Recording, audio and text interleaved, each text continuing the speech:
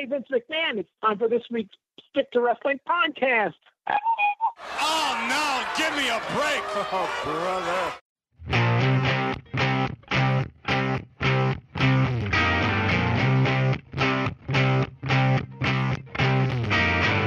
All I need is the air that I breathe and the Stick to Wrestling podcast. I want to thank the Hollies for writing that song about their favorite podcast, Stick to Wrestling, where if you give us 60 minutes, perhaps indeed, we'll give you a raw bone and a wicked good podcast. My name is John McAdam. Before we get rolling, I invite you to join the Stick to Wrestling Facebook page. I'm going to give you even more reason to do so in a minute.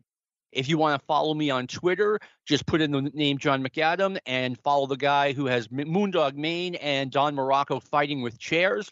This came up on Twitter today. Someone asked, what's the deal with the ECW Big Ass Extreme Bash? And I explained where that came from. Allegedly, a rival promoter hired someone or had someone go to the ECW arena and cut the tires of multiple fans' cars. And again, all allegedly. And Paulie, and this guy was morbidly overweight, so Paulie dedicated the next show to him as the Big Ass Extreme Bash. So that's the kind of information you get both here on Stick to Wrestling and if you follow me on Twitter. What else? Usually it doesn't matter that we record this maybe 6 or 7 days before it comes out. Today it made a little bit of a difference because Paul Orndorff passed away last Monday, the 12th, and no, on the 11th, excuse me. And by the time this comes out, there's going to be multiple tribute shows to Paul Orndorff, but I'm hoping we're doing a different one. And before I get rolling, if you hear background noise, number one, up here in Nashua, New Hampshire, it looks very thunderstormy out there, and that's what's in the forecast. And according to my guest, Ricardo Coleman, his neighbor is playing whack music really loud. Ricardo, thanks for coming back. Thanks for having me back. It's been a long time, and yeah, I'm ready to go. Let's make it happen. It's been too long, man, but thank you for coming on. Before we get started on a Paul Orndorff tribute, a unique way of doing it, I think, we took some questions about Paul Orndorff on the Facebook page. If you were part of the Facebook page, you could have been part of this. Jerry Joy asked, to name a wrestler you wish Orndorff could have had a long-term feud and series of matches with. Any thoughts on this, Ricardo? Ooh, I would have to say maybe Tito Santana. But I honestly think, I don't know if they got together, but I think he and Don Morocco would have been interesting with him as the face and Don Morocco as the heel.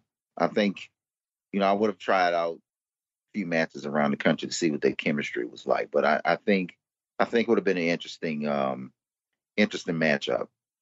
Actually, Morocco and Orndorff, well, they wrestled at WrestleMania 2, and they wrestled a few more times in 1986, and I mean that would have been a dream match in like 1981. Oh yeah. That 1981 Paul Orndorff was a bit of I don't know if you could say he was a lot more raw, a lot more green, but he had, I don't know, his intensity was on a level 10 at that particular time. I mean, you could tell you were looking at just an unbelievable athlete. I know Orndorff wrestled Ric Flair in 78, 79 in Mid-Atlantic. As a matter of fact, he and Greg Valentine went around the horn against Paul Orndorff and Jimmy Snuka when they were tag team champions. And Orndorff and Flair had a series on WTBS in 1982, but I wanted to see more of it. Like, I wish there was more footage of Flair versus Orndorff from that period out there. Like, they talked about the match on TV. They had interviews, but none of us that didn't go to the Omni got to see the match. So I think ultimately my answer is Ric Flair. Wow. You know what? I remember a couple of confrontations that Orndorff and Flair had on the WTBS show, and it was pretty exciting. Like, I would have loved to have seen it too, but it's Atlanta, Georgia. So, who's going to make a trip to Atlanta, Georgia, unless you had a little bit of money? I'll tell you what, if I had been born 5 years earlier, I guarantee I wouldn't have been able to pick, okay, this is the match I'm going to see. But like, there absolutely would have been a Sunday night that I was at the Omni in Atlanta just to go. And by the time I got old enough, by the time I had enough money, like, it was just WCW or JCP, which I could just go see in Philadelphia. But anyway, what would you recommend to watch for someone that only knows his WWF run? Rico, I think I know what you're going to say. I didn't watch much of it. I think you would probably, have a better answer for that than I would. But maybe Hogan and Orndorff in Toronto. I think it was a big event. Oh yeah, yeah, and definitely would watch the match where Orndorff did his heel turn and the lead up to it. And I'm mentioning things that people can easily find on YouTube. Yeah, just this week, WWE Network or Peacock put Mid-South Wrestling from 1981, 82, etc. I thought that was Orndorff's best run, especially when he was a heel, feuding with Ted DiBiase. That's something we'll be talking more about later.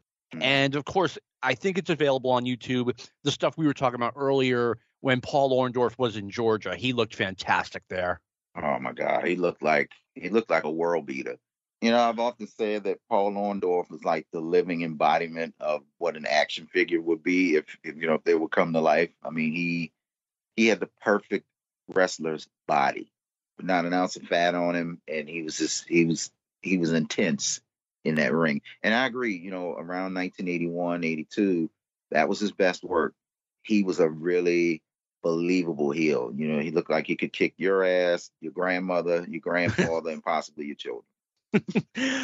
What I liked about Orndorff's physique, like as opposed to a Hogan, as opposed to Kerry Von Erich, I mean, there's bodybuilding physiques and then there's athletic physiques. And Orndorff, it was like he wasn't going for the bulk, he was going for the strength. He always looked that way to me. Absolutely. Definitely one of the best bodies in wrestling that I've ever seen, bar none. I mean, remember he was doing the Absorbine Jr. commercial in late 84, early 85, him holding up the earth like Atlas. Oh, you know what? I had forgotten about that commercial. Yeah, I remember that. Yeah. It just jumped into my head when you mentioned that. Okay, yeah. All right. Jesus Salas Rodriguez asks, how in the world did the WWF miss the boat about having a feud with him and Savage or a long feud with Tito Santana for the Intercontinental title? Any thoughts from you, Ricardo? You know what? Tito would have been a natural opponent. You could have Orndorff taking the belt and having Tito to chase him. I don't know how, but I guess maybe they were just saving Orndorff for Hogan. That was the money opponent, and they were right. That was my answer. They were in the WWF together for about 2.5 years. And during that span, they were just both doing other stuff. Orndorff was a heel during that time he was the heel the whole time, except for about a year, like mid 85 to mid 86. And they had Orndorff fighting Piper. So it just didn't come together. Well, being in a feud with Piper, I mean, I'm sure Orndorff didn't mind because that's where the money was. Working with Piper, working with Hogan. He's working main events. For wrestling purists, it would have been great to see him with Santana because I really think their styles would have meshed very, very nicely. Yeah, I agree. And when we say, he was feuding with Roddy Piper, they were in main events in major arenas like Philadelphia, Boston Garden, etc. And they expanded it. First, they started with Hogan Piper Orndorff Piper, and Orton would interfere. And then they would give Orndorff a tag team partner, whether it be Hulk Hogan, Bruno Sammartino, Andre the Giant, etc. Yeah, well, you know what? There's a match with Orndorff and Bruno against Orton and Piper that was fantastic. A brawl that went all the way around the arena. I think people should try to look that up too and check that out because, that was kind of right before Orndorff kind of went off the cliff. He had that injury that caused the atrophy in his arm. Yep. But that was probably one of the last few matches, the last period of time where Orndorff was really important in the WWF. That match, I think, is available on YouTube. It's from the Philadelphia Spectrum. I want to say August 1985. If I'm off by a month, please forgive me. Yeah, as far as Tito Santana goes, I really would have liked to have seen Paul Orndorff do an angle with Tito Santana and have them do a series of matches. There's a match from St. Louis that's available on YouTube, which is really good. But I think those two would have been great, and it would have given them both something to do in late 1984. Absolutely. Absolutely. I think it would have been as well received as the deal with Santana and Valentine. I think you could have easily plugged Paul Orndorff into that spot, and it would have worked. I think it would have worked. It absolutely would have. I meant to say mid 1984. By late 1984, Greg Valentine had the title. Yes. All right. I don't know if you know about this, Ricardo. Please tell the story of Orndorff taking out Vader in a shoot fight in the locker room. I heard it was vicious. This is by Ted Henschel. I'll let you tell that story. Here's what I heard. Orndorff was part of The Office in WCW, and he was part of getting the television coordinated. So he tells Vader, hey, come on, buddy, get out there. It's your time to go. Come on, buddy, let's go. And Vader, I don't know what Vader said to him, but it was disrespectful, or at least Orndorff felt disrespected. So Orndorff lets him have it. I mean, he pops him with a right hand. Down goes Vader, and Orndorff just starts kicking the guy. And someone who was there, who saw the whole thing, Orndorff was wearing shower shoes. And this guy was like, if Orndorff was wearing shoes or boots or whatever, he would have killed Vader. It was that vicious a beating, so I've heard. That's the story that I've heard. And of course, Vader, may he rest in peace. He disputed how things went down, but it's kind of hard to dispute something where you got a bunch of guys watching it at the same time. Are you going to believe me or your lying eyes? Yeah. And it made Orndorff, I'm sure, with the boys, a lot more of a legend as far as being a tough guy. It probably put him in the upper echelon with people like Ming and Harley Race and other people who we might get to mention later on. Yeah, I'm going to have more to say about that as the podcast rolls. But, I mean, Vader was not soft. I mean, this guy played tackle, or I think he played tackle or guard, whatever, offensive line at Colorado during the Big 8 days. So, I always thought he was a little bit of a bully, and he wasn't careful enough with his opponents. But he was a bad dude, and Orndorff just took him out like it was nothing. Well, a lot of people said that Orndorff had a hair trigger temper for one reason or another. I don't know if the listeners will remember this, but JYD used to call him Outpatient. Yes. Call him Outpatient Orndorff because of let's put it this way, because of a mistake that was made on some of Orndorff's gear that came out as OP instead of PO. And Dog would make comments about Orndorff not being, how would I say, mentally all there. But, it was just from the temper that he had. He had, if things weren't going his way or he felt like things weren't right, he had no problem speaking up about it, even against Bill Watts. No, that's another story that I have lined up for you guys soon. Let me see. Mark Rowland asks, if he never went to the WWF in 1983 and stayed in the NWA, would he have been Horseman material? Mark Rock and Rollin wants to know. Rico, what do you think? People often put him in that slot, but I think he was better on his own. They look at that arrogant character and they think that, somehow he would fit into that Horseman dynamic. I don't think he would have been that great of a fit. What do you think? Well, I feel the same way. I think a lot of people, like, anytime you have a good-looking, cocky heel, it automatically makes him a great Horseman. I don't see him as a fit, really. And I think the gig, and this is going to surprise people, I think the gig would have been, like, where would Orndorff be in the pecking order of the Horsemen? He'd be number 2 behind Flair, right? Right. Is that spot beneath prime Paul Orndorff? I'm going to say yes, it was. I think it was too. Orndorff, and of course, this is why we're doing the show. I mean, I think he was an exceptional talent, and I think putting him in the Horseman would have diminished him.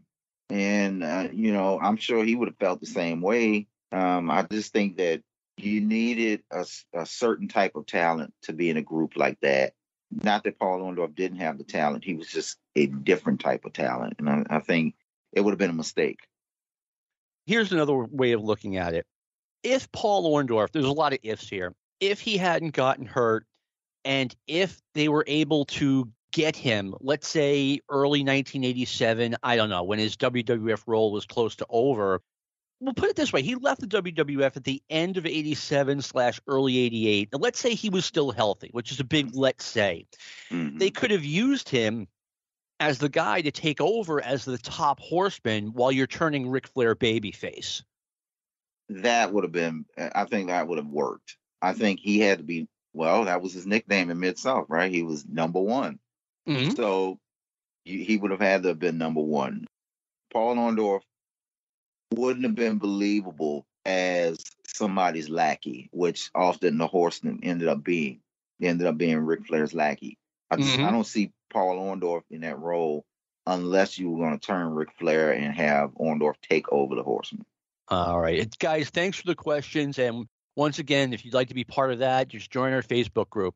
I came up with a concept maybe 6 months ago regarding a subject matter for Stick to Wrestling, and that is going through a wrestler's career year by year and talking about what they were doing right around the time the podcast comes out, if that makes any sense. This podcast comes out, I think, July 25th. Well, let me see. I can figure that out. Monday is the 19th, 2020, 23rd is coming out. And we're going to talk about what Paul Orndorff was doing on or around that time, let's say late July of every year. I was originally going to do this with Ivan Koloff or Greg Valentine this week, and then Orndorff passed away. I'm like, wow, we can do this with Paul Orndorff. I know he started in 1976. I could not find any results from July. So the first one I have is 1977. On July 24th, 1977, he and Jerry Bryant in Memphis in the Mid-South Coliseum wrestled the Hollywood Blondes, Buddy Roberts and Jerry Brown. Ricardo, I didn't even know, first of all, the Hollywood Blondes were still together at this point in 1977 because Memphis just didn't get a lot of coverage. Yeah, I had no idea that they were still together. I thought they had split by this time, but this might have been one of their last dates as a tag team. And I know you mentioned Orndorff starting in 76. Did he not start in Florida? He did start in Florida, and he probably wrestled sporadically, which is why I couldn't find anything for July 76. Yeah, I know that Memphis was his first big break. And this match right here would be an indicator of where he was going on the cards. I think he finished up after a run with Lawler. Might have had a run with Lawler around that time. He did have a run with Lawler. I believe he was the Southern Heavyweight Champion at one point. And I'm definitely guessing that Jerry Bryant did the honors in this match. Oh, you know it. You know it. Nothing against Jerry Bryant, because I liked what little I've seen of him. But no, Paul Orndorff looked, sounded, and acted like a star. Absolutely. All right, 1978. He is now in Mid-South Wrestling, which was probably still Tri-State Wrestling. Yeah, Tri-State North American title. Paul Orndorff defeats Stan Hansen in the Riverside Centraplex in Baton Rouge on July 29th, 1978. Any thoughts for us to share, Rico? Well, think about it. It was a huge win. It's a huge rub, defeating an international star like Stan Hansen. Again, this list, and I think the listeners are going to start to pick up on it. It's a great trajectory or timeline of where his career was going. It was going up, and getting a win over Stan Hansen. Wow, that's a big deal. Even then. Absolutely, even then. Here's where, in a lot of ways, wrestling is better today in terms of being able to get news out there, because July 29th, 1978, I had still never heard of Paul Orndorff. He's holding a major championship, wrestling in a big enough town, Baton Rouge, Louisiana, against a guy who is an international star, as Ricardo told us, Stan Hansen. Here's the guy who broke Bruno Sammartino's neck, and there's just no one apparently in the Mid-South area who is able to provide pictures and news for the Apter magazines or the Kaiser magazines. Once again, I'd never heard of Paul Orndorff. I remember the first time I ever read his name was February 1979 when I picked up a copy of The Wrestler in Grand Central Station in New York. And I see that this guy, Paul Orndorff, is teaming with Jimmy Snuka, and they are now the NWA Tag Team Champions. And I'm like, who is Paul Orndorff? And he's done all this already. Well, think about it. I heard Ron Fuller say on one of his shows that sometimes promotions would kind of shy away from getting too much coverage in the aftermaths because they really didn't want people to know how well they were doing. They really didn't want other promoters who might read it to learn about what they were doing in their territory, other than what they were being told at the meetings. So that might be why promotions like Portland and trying to think of another promotion that didn't get coverage in the aftermath, but Portland will probably be the best example. Promoters didn't want you to know what was going on in their territory. And so it's probably why he didn't get a lot of press. I know Memphis got some coverage, but Tri-State, I never remember Tri-State getting too much coverage in the aftermath. No, hardly ever. And same thing with Mid-South until about 1981. And you're right. I mean, I've heard the same thing from Bo James, friend of the show, and a former guest who will be back with us at some point, that they didn't want, let's say, I don't know, Eddie Graham seeing a photo of, let's say, Michael Hayes and Terry Gordy and saying, hey, I need to bring these guys in. I can see the charisma pouring off the photo here. Exactly. It was bad for business. And so until Fuller explained it, I never really understood it, but it makes a lot of sense. You want to protect your stars even back then. Yeah, I mean, the aftermaths could make a star. I mean, they made Lex Luger a star in 1986, and boom, Lex Luger's gone in 1987. And now you have to pay Lex Luger. Yeah, exactly. So the bigger the star, the bigger the paycheck. Yeah, exactly. And there was no way Florida could afford to retain Lex Luger, especially if they're bidding up against Crockett, who supposedly gave Luger a nice offer. 1980. Once again, Baton Rouge, Louisiana, July 29th, 1980, Ted DiBiase and Paul Orndorff go to a time limit draw. Ted DiBiase was the North American heavyweight champion. They were wrestling babyface matches at this point. I have a story about this. I saw a shoot interview with Bill Watts, and Bill used some bad language, so get ready for it. Supposedly DiBiase and Orndorff came up to Watts, and they're like, hey, we're doing 60 minutes a night of a babyface match every night. We're driving these horrible road trips. It's July in Louisiana. These are not air-conditioned buildings, and you're killing us, Bill. And Bill's like, you two fucking pussies. I don't believe this. and I'm just picturing this in my head. Bill Watts calling Paul Orndorff a pussy and calling Ted DiBiase a pussy. Now, what I heard about Paul Orndorff being a tough guy back in the 80s, okay? And Paul kind of cemented that reputation with the Vader fight. Before that, it was kind of an industry secret. If Ted DiBiase had been the one to clock Vader, we'd be talking about what a tough guy Ted DiBiase was, because Ted DiBiase was not soft. He, too, had a reputation as someone you did not mess with. Yeah, I'd heard about that reputation. But, Orndorff, that fight wasn't the first fight that Orndorff had been in. Oh, no. Tony Atlas comes to mind. Does Tony Atlas come to mind when I mention that? I had heard about that. Oh, yeah, the roadside fight where, Paul Orndorff supposedly pulled a Mike Tyson and bit poor Tony's ear off. Yeah. Mm-hmm. Orndorff, he played fullback at USF, so you're not going to be soft doing that. And Ted DiBiase was a tight end in college. So, again, I guess my point is that Ted DiBiase had every bit the tough guy rep that Orndorff did. He just didn't kick the shit out of Vader. Right. And let me say this about Paul Orndorff.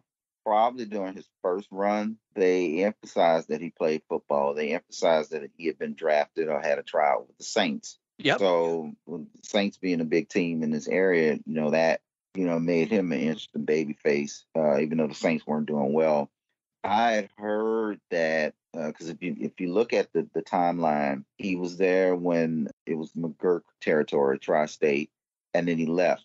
And from what I understand, he left over a pay dispute. He was the type of guy that never thought he was being paid enough by the promoter. And, like most of the boys, he thought they were I was being going to say, paid. just like everyone else in the business. Just like in jail, everybody's innocent. So he ended up leaving, and then he came back, and so that's in the timeline reflects that. I definitely see that. And I would be interested to see a Ted DiBiase Orndorff babyface match go 60 minutes. I'd be interested to see it, but I just have the feeling it wouldn't be that good, as babyface matches tended not to be. Maybe they did the thing where they lost their temper in the middle of it and went at it, but I mean, 60 minutes is a lot to ask out of a babyface match. Well, yeah, but if there are two guys that could do it, they were able to do it, and I deeply suspect, I didn't see the match, but I deeply suspect that Orndorff may have played it slightly heel at some point, because I don't think they even saw DiBiase as a heel at all at that time. So, it would be nice, if we could find footage of this stuff to know. You never know. I mean, I doubt it, but you never know. 1981, Paul Orndorff has turned heel by this point. He is the North American champion, defeats Jake Roberts. Once again, we're in Baton Rouge, Louisiana, on July 28th, 1981. Ricardo, do you know what went on with Paul Orndorff's heel turn in 1981?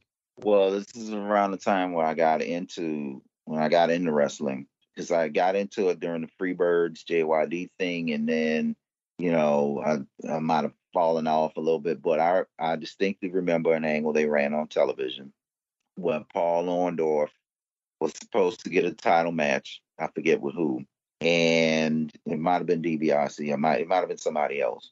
So Orndorff and Roberts, baby faces. Orndorff misses the title shot. Jake Roberts goes in his place. Jake Roberts wins the title, and then Paul Orndorff shows up. I don't remember if he attacked Jake Roberts. He might have, but I distinctly remember Paul Orndorff taking the North American title and throwing it on top of Jake. In other words, saying, "Here's your champion," right? And that was an indelible memory, because it was like, okay, this guy, okay, he got screwed out of the title, but Jake Roberts is in trouble. And that was talk around school, like Paul Orndorff is totally gonna kick Jake the Snake's ass with stealing the title from him. But that's what I remember. I mean, there was another key component to the angle. You got everything. Thank you.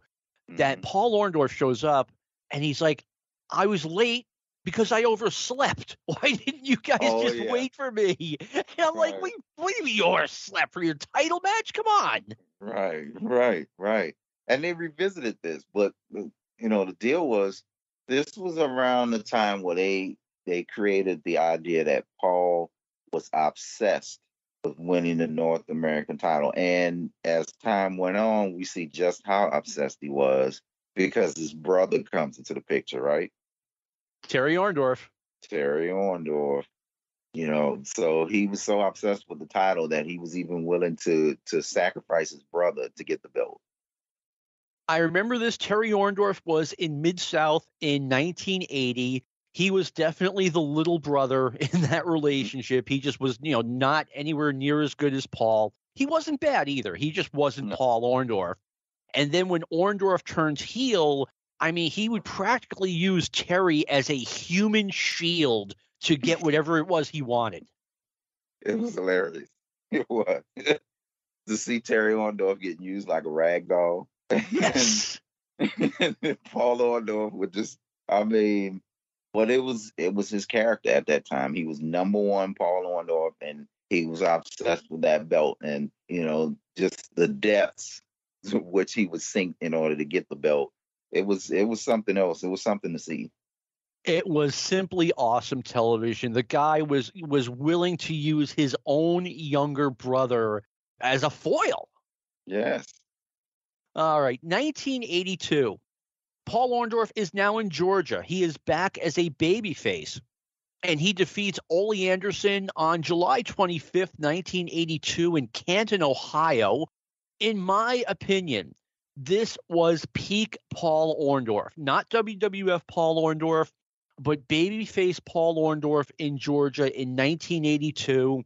I mean, he just looked the part of someone who easily could be, I mean, the NWA champion. He was the number one guy in Georgia. I figured if he ever wound up going to the Carolinas, he'd be the United States champion. I mean, to me, this was him at his best. Oh yeah. I mean, the way he would come out to the podium and just the way he was dressed, the way he carried himself, he looked like a championship athlete. And I got to watch a lot of it on YouTube, and he was the man. And the way that they pushed him, it made everybody else know that this guy had arrived. He was on national TV, and this guy was a star. Somebody that you really, really, really need to pay attention to. Paul Orndorff would be on WTBS wearing a suit, and he looked like a guy. It looked like you were watching the NFL draft, and he was the quarterback that got drafted number one. He looked, like you said, he looked like a champion. Yes.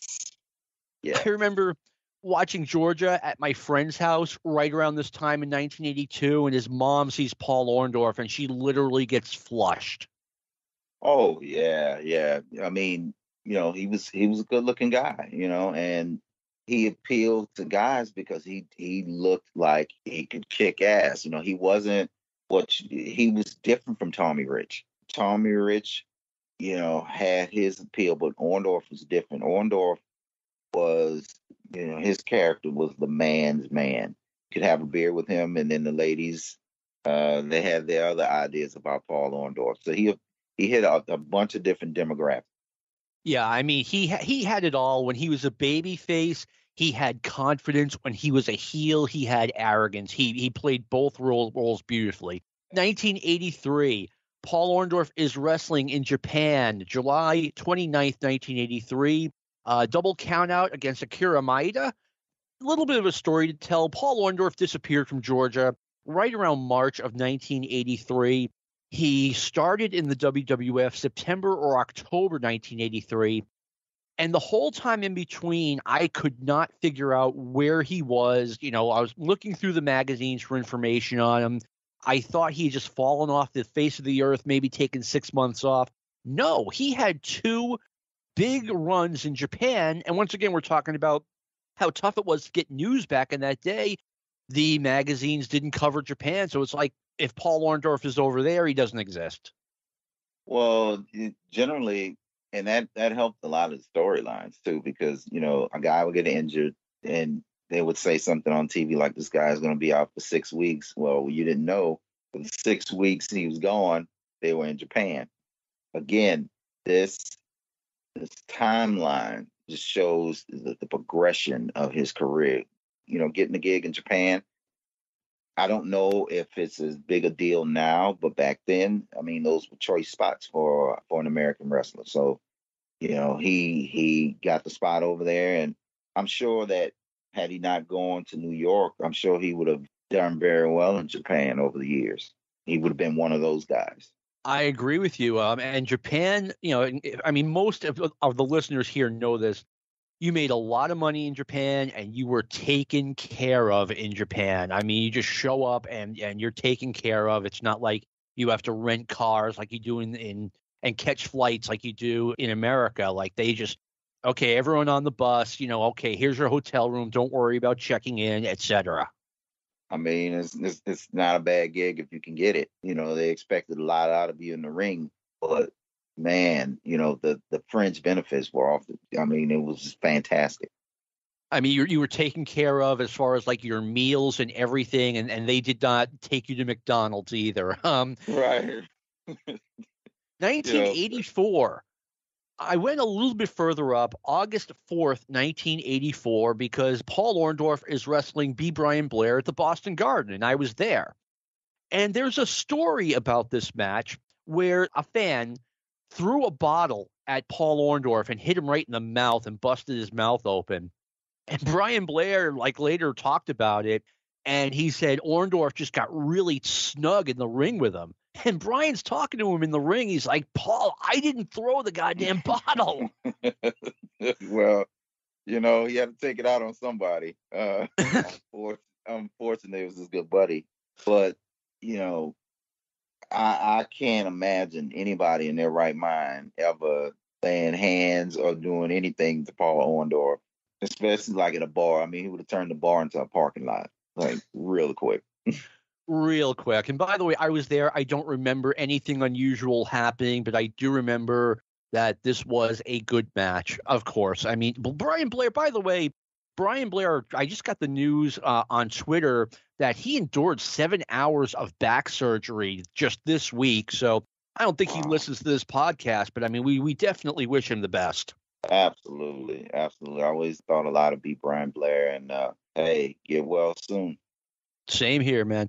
1985. Now, by this point, Paul Orndorff has turned babyface, as we spoke of earlier. Philadelphia Spectrum, July 27th, 1985. It's Paul Orndorff and Roddy Piper in the main event of the Spectrum, and the match goes to a double DQ. Ricardo, your thoughts, first of all, on the Piper versus Orndorff feud? This was a hot feud. This really, Piper was at the height of his heeldom, and Orndorff was a hot baby face coming off the WrestleMania event, and the sky was the limit. He wasn't as he was intense. It was around this time where he still had an intense character, but there was still, even though Orndorff was a babyface, it was still it was almost like he had never changed. He was still that arrogant Mr. Wonderful character. So you couldn't really get into him as a babyface as much as you would have had he sort of reverted back to what he was in Georgia. But I mean, it was definitely a hot feud. The people were ready for it. I mean, I remember, being very surprised at WrestleMania when Piper and Orton walked out on Orndorff, and Orndorff comes to in the ring, and he's surrounded by Hulk Hogan, Mr. T, and Jimmy Snuka, and all of a sudden they're like, "No, Paul, we can be friends." And then it took like a full 6 weeks, and back then that just seemed like it took forever for Orndorff to finally turn full heel, which he did on the first Saturday night's main event. And Orndorff had a match against Hulk Hogan once again in Philadelphia during this kind of in-between period. And Orndorff wrestled Hogan as a babyface. It wasn't a great match, but it was a different and an interesting match. Wow, I wish I could have seen that. Orndorff was good until they made him Hulk Hogan Jr. Yeah. During that run, and I could never really get behind him because he was Hulk Hogan Jr. Yeah, and that's what Bobby Heenan was calling him in the summer of 1986. And as soon as he started doing that, I'm like, watch they turn Orndorff again, even though he basically just turned. And, well, that's what happened. We can talk about 1986, the taping that took place on July 26, 1986, which includes Paul Orndorff as the guest of the flower shop, in which Orndorff brought out his new manager, Bobby Heenan. So what did you think of his heel turn? I think it was just completely telegraphed. I think everybody in the building or anybody that had been watching the TV shows would know exactly what was going on, what was going to happen. It was still shocking. You didn't know how it was going to be done, but it was pretty entertaining, I have to say. And then after the heel turn, when he went back to the locker room and everybody was congratulating him, I thought that was pretty funny. That was extremely funny. They start chanting "wonderful, wonderful," and Orndorff cups his ear Hulk Hogan style. At the time, I mean, I was still a big WWF fan, but I was an even bigger NWA fan. And at the time, I didn't like it. I'm like, this is not how you execute a turn, by letting, a 6-year-old know that Orndorff is turning 4 weeks before they actually do the turn. Like, Hogan's begging him, "Paul, I was lifting weights. You could have waited 5 minutes." And then they have the match with the Moondogs where it's obvious, Orndorff is being a bit of a glory hog. And then comes the big turn. It was Hogan and Orndorff against Bundy and Studd, and Orndorff suckers Hogan. I can say that, yet at the same time, the point of the whole thing was to draw money, and this feud drew money. Supposedly Orndorff was making $10,000 a week off this feud. Well, it goes to show you that maybe we just, we think we know, but we don't know. Because, I mean, when you talked about that show in Toronto, I mean, that was what, 65,000 people who came to see Paul Orndorff wrestle Hulk Hogan. So even though the term was telegraphed, it worked. So, you can't argue with success. You cannot argue with success. It definitely worked, and perhaps 35 years ago, or maybe even until today, I was just overthinking things. The WWF had a very simple formula, and it drew. I mean, there's no question about it. A lot of people look at where the WWF went, it became a real life cartoon, but I mean, they were making tons and tons of money. And so, even though you hate it, I hate what they did to wrestling. I mean, it's, when you look at the wallet, when you look at the box office, people wanted to see it. If nobody wanted to see it, they wouldn't pay. You took the words out of my mouth. The people ultimately voted with their wallets. Yes, I liked JCP more, but more people liked the WWF. 1987, a newly turned Ken Patera defeats Paul Orndorff at the New Haven Coliseum on June 27th, 1987. Ken Patera, let's talk a little bit about his WWF run. We just talked about, we think we know everything, but we don't. Ken Patera was brought in. He got a huge push, and he just didn't get over. I think he just looked too old. And I mean, it's not Bobby Heenan's fault that you went to prison for whatever reason you went to prison for. They didn't tell you what the reason was. But I mean, I thought the vignettes weren't very strong. And I didn't think Patera came across as very sympathetic. And again, he just looked old. Patera came across as an asshole. He did. I mean, if you want to build up a baby face, you could at least make him a little bit more humble. But he got out expecting, business as usual. You should have called me, and I'm like, I mean, it was just, he was the most unsympathetic baby face that I've seen since maybe Paul Orndorff. Because Paul Orndorff, he never lost that arrogant smirk. Do you remember that? Oh yeah, totally remember that. He didn't stop being Mr. Wonderful. No, he never stopped. And then Patera was the same way. Patera, he had, the arrogance was just oozing out of every pore.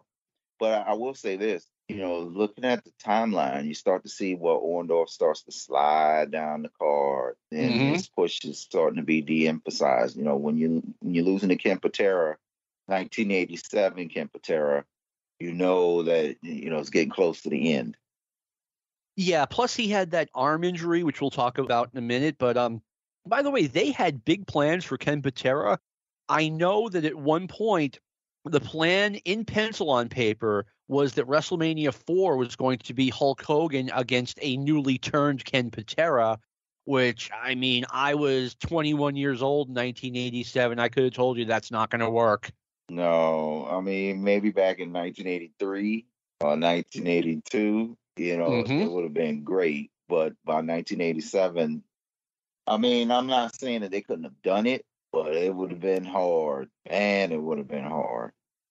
I mean, we're talking the year after Hulk Hogan against Andre the Giant, and I just don't see this happening. And you're right. I thought, 81, 82, 83, Patera was phenomenal. And, just after he got out of prison, which, it obviously couldn't have been a lot of fun for him. He was in there for 2 years. Right. That took a lot out of him. And it was like the WWF had a blind spot to it. I don't know. Well, you're right. I would never describe prison as fun, but I mean, yeah. But anyway. So 1988, Paul Orndorff is out of the wrestling business. I have his last match being April 1st, 1988. We all thought that Paul Orndorff's career was over. He owned a bowling alley / bar somewhere outside of Atlanta, and we all heard about the nerve damage he had done to his arm. He had the big series with Hogan 2 years ago, but I mean, it looked like all things come to an end, and Paul Orndorff's career was finished. He spent a lot of time out of the business. Yeah, I had heard that it was in Fayetteville, Georgia, where a lot of guys live. A lot of guys in the business live in that area of Georgia. And then there was a rumor that Paul Orndorff was dead. Yes, there was. Yeah, was that around that time? Right around that time, yeah. Yeah. And so, a matter of fact, I had someone ask me about it. I'm like, I would have heard about it by now. He's alive. He's running a bowling alley in Georgia. Not a bad deal. But around that time, for a guy who was a huge part of the WWF national expansion, it was pretty curious that he wasn't around, that he wasn't with Jim Crockett Promotions or another company. Even a lot of guys would show up in the AWA all of a sudden. Yes. So it was pretty surprising that he never showed up there. No, you're right. A lot of old WWF and NWA acts showed up with the AWA, like Nikita Koloff, Ken Patera, Buddy Rose, etc. 1989, the whole year, I have a record of Paul Orndorff wrestling in one match against Kerry Von Erich in Highland Heights, Ohio. This was November 17th, 1989. It got a lot of pub in one of the after magazines. It's like, oh, Paul Orndorff's back. And I'm like, yeah, it was one match. But if you think about it, there's a big difference between, okay, he's not going to be prime Paul Orndorff anymore, but he can get in the ring. Like the rumor was it that he couldn't move his right arm like above his shoulder or something like that. And this either proved that, okay, maybe he's not what he was, but he's a name and that name is still valuable. Well, I mean, this would have been a dream match just a few years earlier. Paul Orndorff still had a name in the business. He could get in the ring. He could do it if he was motivated. The people there that night, I'm sure they got a treat. I think it ended in disqualification. But just the spectacle of seeing Paul Orndorff against Kerry Von Erich at that particular time was probably worth the price of admission. I would say definitely, even just to be in the building, even if the match was rotten, I mean, you get to see these guys. And I just think it feels so random that the one match Orndorff wrestles the entire year is in Highland Heights, Ohio. I just wonder, how the whole thing came together as far as the promoter putting the match together, getting Kerry to come up, getting Orndorff to come up. Well, if anybody out there, happened to be the promoter or worked on that show, they should definitely get in touch with you because I'm sure there was an interesting story behind that. Definitely. So now, 1990, you got a lot to say about this. Paul Orndorff defeats Lee Scott on a TV show in the Georgia Mountain Center in Gainesville, Georgia. This is July 25th, 1990. Ricardo, let me ask you this. First of all, what do you think in general of Orndorff's 1990 run in the NWA? I watched it and at first I was excited that he was coming in. He was part of the aptly termed dudes with attitudes around that time. I think that was during that period.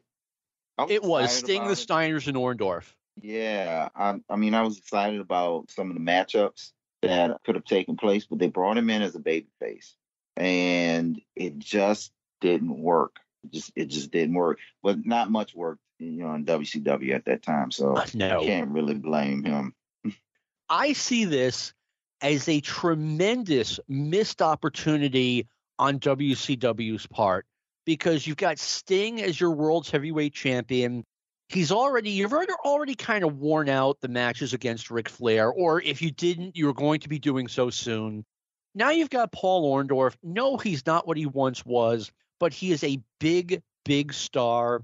Just a few years earlier, he was in that huge money-making feud with with Hogan, excuse me. Any wrestling fan knows who this guy is. They absolutely should have brought him in as a heel against Sting, and you would have had a fresh matchup. Not only could you have, potentially, I want to say sold out arenas, but done credible draws with Paul Orndorff on top. I think you could have done Paul Orndorff versus Sting on a pay-per-view as the main event, like at Halloween Havoc 1990.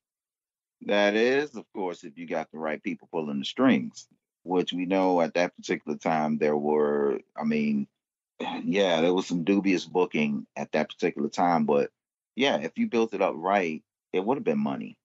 But you could say the same thing about a lot of people if you put them together and giving them a compelling angle, compelling storyline to get into. But it's one of those missed opportunities, right? You make such an outstanding point because, I mean, Ole Anderson was the NWA booker in 1990, and he was really good in the early 80s to give him credit. But 1990, I'm sorry, he didn't have a clue anymore. And you're right, Ricardo. I could have thrown out that concept. Oh, yeah, Sting, you're trying to get him over as your number one guy. Here's Paul Orndorff to help get him over. And that doesn't necessarily mean anyone's going to execute that storyline. They couldn't have put something together. They had talent and they blew it, but I think they really mishandled Paul Orndorff specifically here. Well, just another case of WCW leaving money on the table. They were good at that. All right, so Orndorff does not last long in WCW, and maybe that was part of the problem. That maybe he's still okay. I live in Georgia. You guys record in Georgia, but I'm still more interested in running my business and not getting too involved in wrestling again. So he's soon gone. 1991, July 20th, 1991, he's wrestling for Herb Abrams' UWF, part of a Fury Hour TV taping in Fort Lauderdale, Florida, against Bob Orton Jr. The match goes to a double DQ, as just about every UWF match did. Yes. It was the double DQ hour. Double count out or double DQ. Right. Yeah. And, they were still playing off the WrestleMania feud. And, I actually saw this match on a local card. And it was, two old pros going at it. But, you could tell that these guys were on the downside of the career. It was not the Bob Orton of old, and it definitely wasn't the Paul Orndorff of old. Nothing too memorable here. No, and right around this same time, I saw a match, not live, I saw it on tape. It was Paul Orndorff against Austin Idol from Philadelphia. Joel Goodhart put on the show. And if it's on YouTube, if you want to see potentially the worst match of all time, check this one out. This was incredibly bad. And I'm sure a lot of it was the two of them just kind of laughing and say, okay, we're not going to break a sweat. We're just going to take this guy's money. But what? What's that? I had insomnia the other night, and I think that would have been a cure for from what you're telling me. And I really appreciate it, and it probably will work better than melatonin. So I appreciate it. I'm not sure if you would fall asleep or you would just get stimulated by the marvel of how horrible this match was. I'm being totally serious when I say it is a contender for the worst match of all time. Well, I'm a huge fan of So Bad That It's Good. So that's it. Shout out to Red Letter Media out there. 1992, right. Paul Orndorff has what I consider a really fun run in Smoky Mountain Wrestling. This is part of the Fire on the Mountain Super event held August 8th, 1992. Paul Orndorff was defeated by Ronnie Garvin in over 19 minutes. Ronnie Garvin versus Paul Orndorff in Smoky Mountain Wrestling was a fun feud. I don't care what anyone says. Have you seen any of it? Yes, I have. And, this is around the time where Orndorff proved that, maybe he wasn't physically what he was years earlier, but he still had the psychology down. The whole feud consisted of Ronnie Garvin absolutely driving Paul Orndorff crazy, and Nitro Danny Davis got involved, and I think Dixie Dynamite got involved. It was, essentially Paul Orndorff breaking people's necks in the Smoky Mountain area, and it was great. It really was. Yeah, Orndorff came in as a babyface and was quickly turned heel. He injured Hector Guerrero and Dixie Dynamite and Danny Davis with the pile driver. So then he starts feuding with Ronnie Garvin, and Ronnie Garvin steals that red and black robe that Orndorff is so well known for.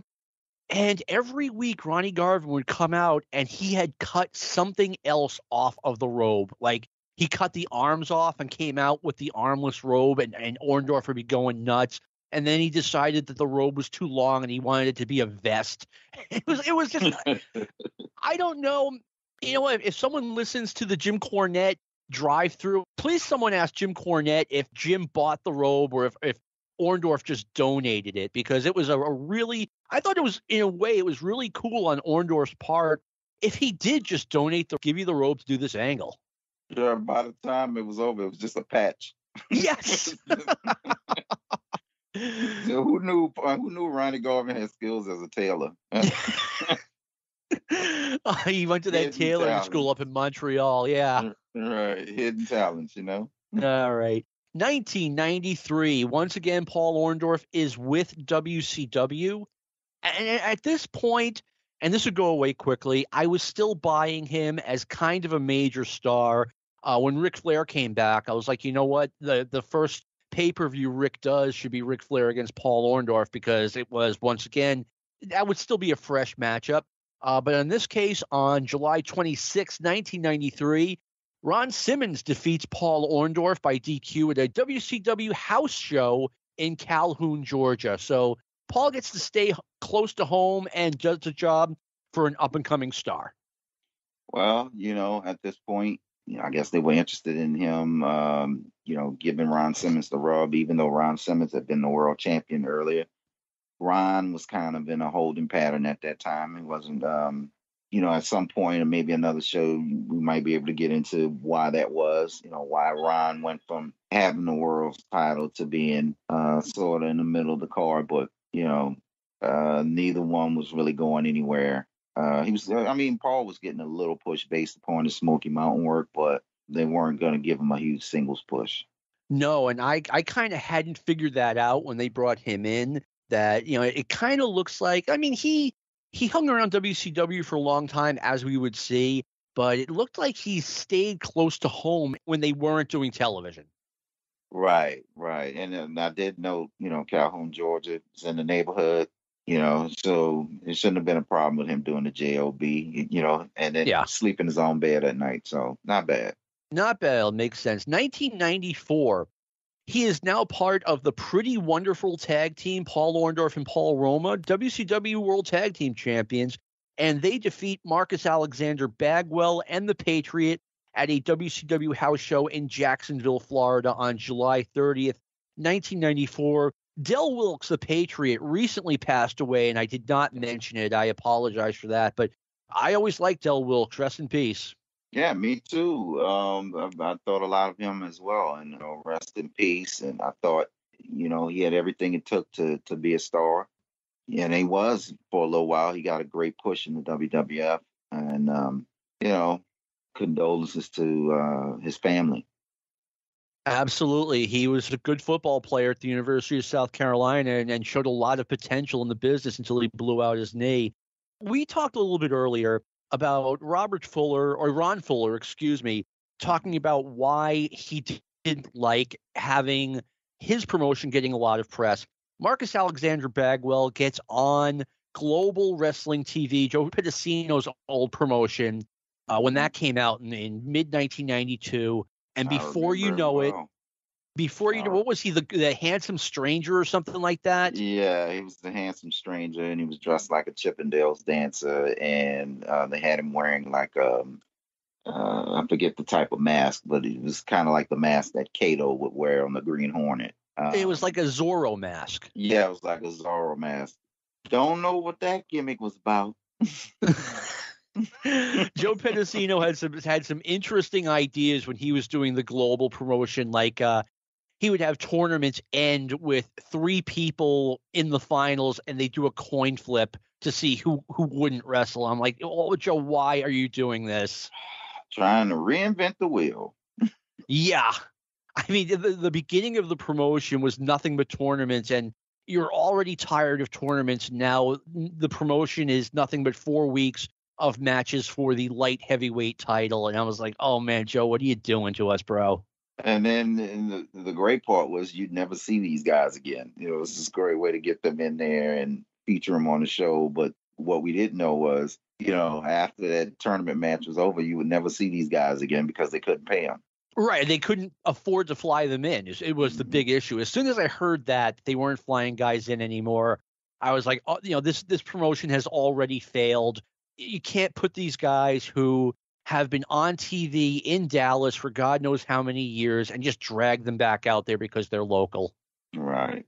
But anyway, yeah, I mean, almost Ron Fuller's point proven that as soon as Mark Bagwell gets on ESPN, boom, he's no longer with that promotion. WCW scooped him right up. Well, it's one of the reasons why, unless you have a lot of money like Tony Khan or someone with enough startup money, as soon as your stars are exposed and they get over in the area, there's this tiger that's just waiting to devour them, and they're gonna start poaching your talent, if they're worth a damn, and that's what happened. But as far as Pretty Wonderful, I actually enjoy this team. I know a lot of people knock Paul Roma, whether he was right for the Horsemen. No, he wasn't, but he's a pretty talented guy, and I think he and Orndorff had a lot of chemistry. They did. One thing I don't know if I've spoken about this on the show before. Guys have to be careful with their careers because I really believe there's an alternative universe where Paul Roma had a much bigger career than he did, but he got typecast as a jobber on WWF TV for how many years, and as a result, no one could take him seriously. Like even when he did the tag team with Hercules in the WWF, what were they? Power and Glory. Power and Glory. Yeah. It looked like a good idea. You'd think, but it just didn't happen. He was typecast. Well, at one time you would have guys who would take a young guy like that and say, look, you got a lot of talent. Usually it's an old guy on his way down, and he'll say, hey, you have a lot of talent. You might want to think about packing up and moving on, because as long as you stay here, all that they have for you. And, a lot of guys like Shawn Michaels, when he was in Mid-South, he was doing jobs, and eventually they told him, hey, you got to go. And look what happened. But I don't think Roma ever had anybody to give that type of advice. I guess he got comfortable up there in New York, and I'm sure he was making a lot of money to do jobs, but it didn't help his career one bit. No, it didn't. And you're right. I mean, what are your alternatives? Is JCP going to bring you in and give you a big push? Is Mid-South going to do that? I don't know, but you're right. It seems like he just got comfortable. But I agree with you as far as this tag team goes. It worked. You had Roma essentially doing the work, and Orndorff was the big name, and Roma kind of got the rub from Paul Orndorff. Which is exactly what the point was, putting them together. And, who knows how long they could have kept the team together, but it gave Orndorff something to do, gave Roma the rub. So this is a good idea to put them together. Unfortunately, I don't think you had that many really compelling tag teams for them to work with at that time. So, hey, you're moving on down the card, and, that's the life of a wrestler sometimes. That is how it goes. And WCW was not in a very good place in 1994. I mean, I was ready to get that phone call from whoever saying, yep, Turner has decided to fold WCW. And it, thankfully that didn't happen, whether or not you liked mid to late 1990s WCW. I mean, at least you had the option to watch it or not watch it, right? Well, right. And we, growing up as a fan of Jim Crockett and the Georgia promotion, I mean, you wanted it to survive. You wanted it to work, but it just could never get it together for long periods of time. And, again, it was just one of wrestling's greatest what ifs, because I think wrestling was stronger when you had a WCW, when you had other places to go. And, it's just a shame. As bad as it was in 2000, 2001, maybe even 1999, I had people saying, I hate this. I wish it would fold. And I would always say, hey, if it's still around, it can always get better. If it folds, it can't. Right. It's game over. It's a wrap. And we saw what happened when WWE was the only game in town. They didn't have any incentive to improve their product because there was just no competition. And so, it's always better when you have competition. And unfortunately, WCW, it just played the string out, it died a very painful death.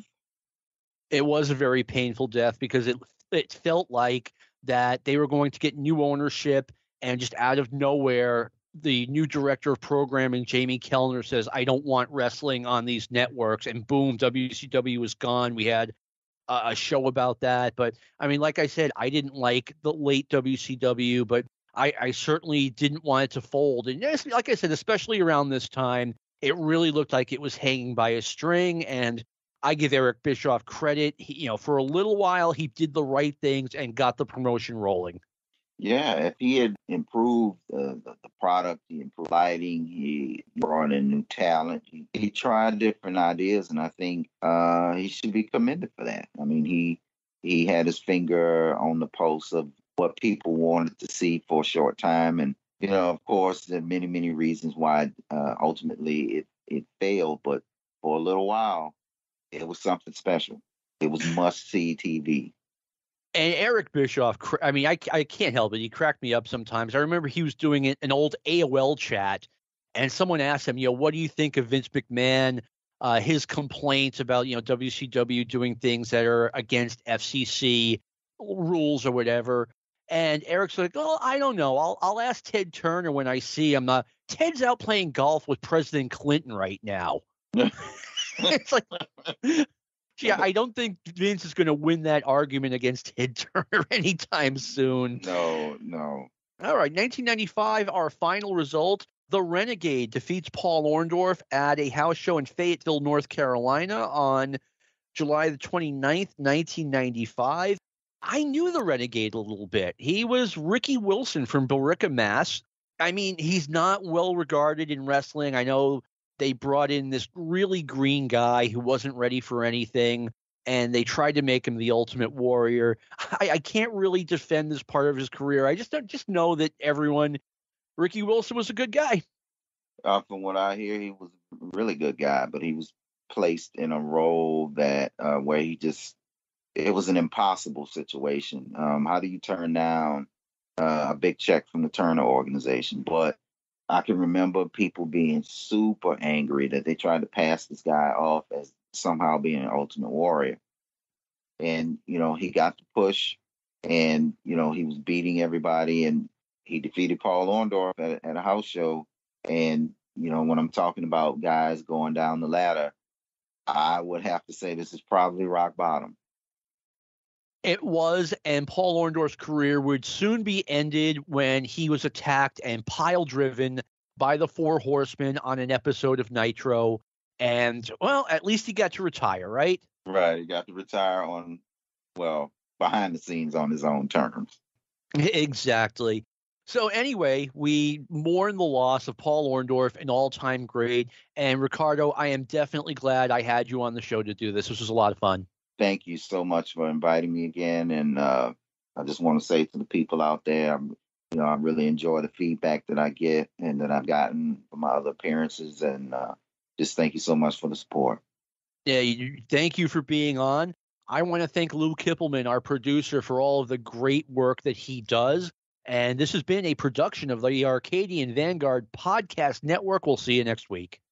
This concludes our podcast day.